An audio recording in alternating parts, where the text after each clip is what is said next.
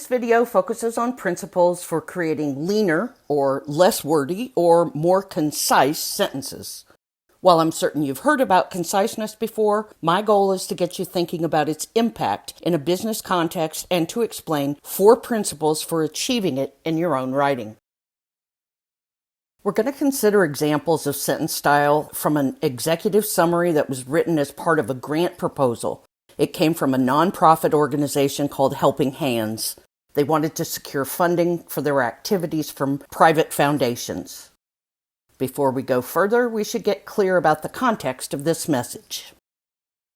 Like all proposals, the primary purpose of the message was to direct readers. In this case, the nonprofit wants these foundations to give them money as a result of their message.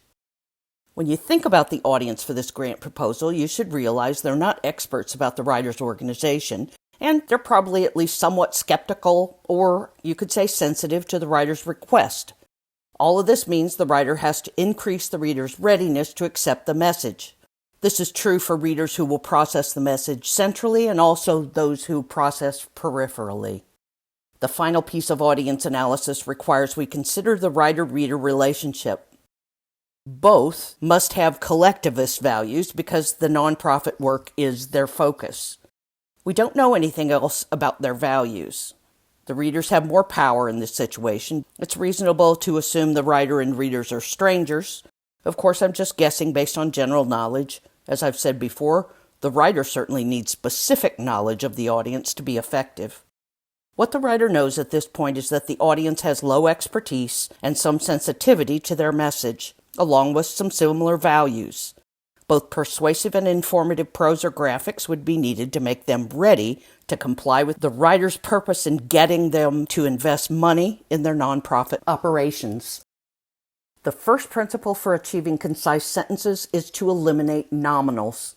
A nominal is a verb turned into a noun by adding a suffix such as ance, ence, ion, or ment. Here's a sentence from the proposal. Can you identify a nominal? Intervention ends in ion, and it's a nominal. How could you revise by converting it back into a verb? Here's one possibility, which turns invention back to the verb intervene. If you're counting words, you'll note that the revised sentence contains 11, whereas the original contains 10 words. Conciseness is not only about the number of words, it's also about using words with the strongest impact. Verbs determine the argument structure of a sentence. They govern the sentence in English in a way that nouns do not, so they often have higher impact than nominals. That's why the revision shown here is preferred for achieving a concise sentence.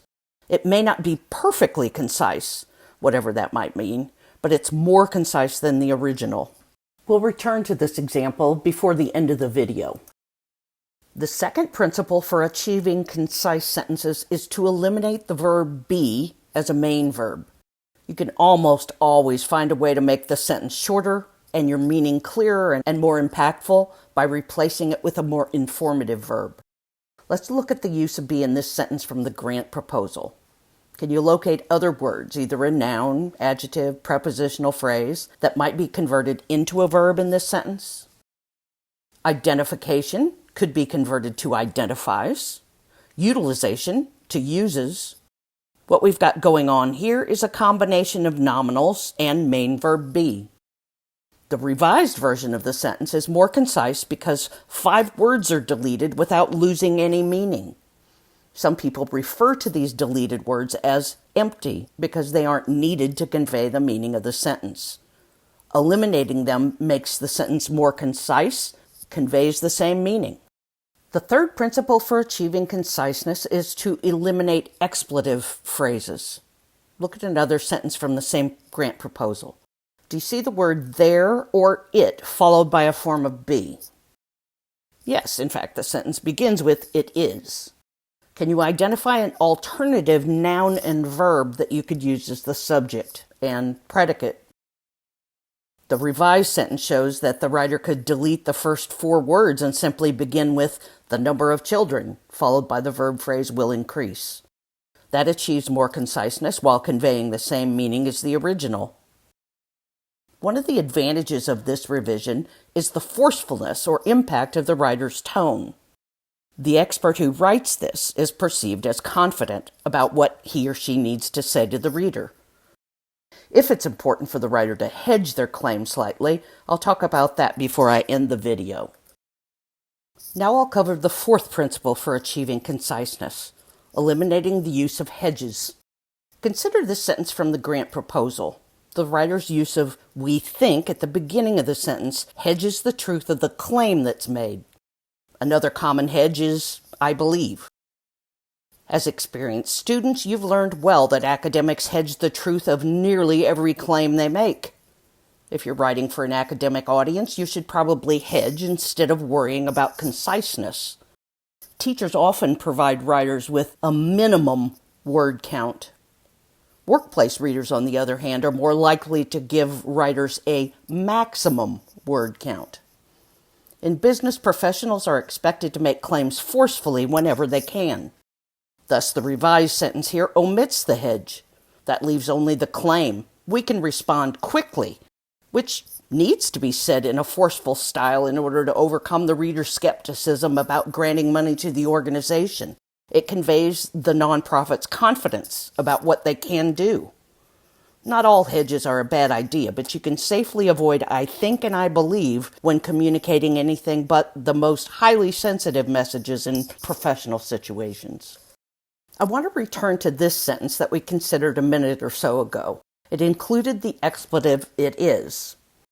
If a hedge is needed in this sentence, a better and more concise option would be to insert "we" before estimate. Often writers resort to expletive structures when trying to avoid the use of personal pronouns. While this may be good advice for some forms of academic writing, it's bad advice for experts communicating their expertise. Business is about people. Thus, experts must use personal pronouns like "we" and "you" in most business settings in order to achieve a personal tone with their employees, supervisors, clients, vendors. When experts use expletive structure, often they create an impersonal, academic, or bureaucratic style. That's not good for business. I'll talk about tone of voice specifically in another video. We're also going to return to this sentence, which I used to explain the principle of avoiding nominals. I admitted the revision is not technically shorter, even though it's higher impact, because of the transformation of the nominal into its verb form. We can make the revision even more concise by transforming the passive into the active. See "be eliminated"? That means I've used passive voice. The third version of the sentence shown here with active voice is more high impact than either of the others. I just noted that writers resort to expletive structures when trying to avoid the use of personal pronouns. Same is true for passive voice, which can create an impersonal, academic, or bureaucratic style. Remember that experts must use personal pronouns like "we" and "you" in the workplace to achieve a personal tone that connects them to their readers. When the writer of the grant proposal produces concise sentences, even readers who have limited motivation to read the document get the intended meaning with less effort. In addition, conciseness increases the impact of the writer. My own research has confirmed that workplace readers perceive the writer of concise prose as more confident and professional than those who use nominals, expletives, or hedges. Because I use single sentences to explain the principles for achieving conciseness, you may be thinking that changing a few words can't be that important. Just remember, the impact of concise and high-impact sentences multiplies within a document containing hundreds or thousands of sentences. Wordiness slows readers down, and Western workplace audiences definitely value efficiency. To get their readers ready to accept their message, experts must craft concise sentences by trimming extra words.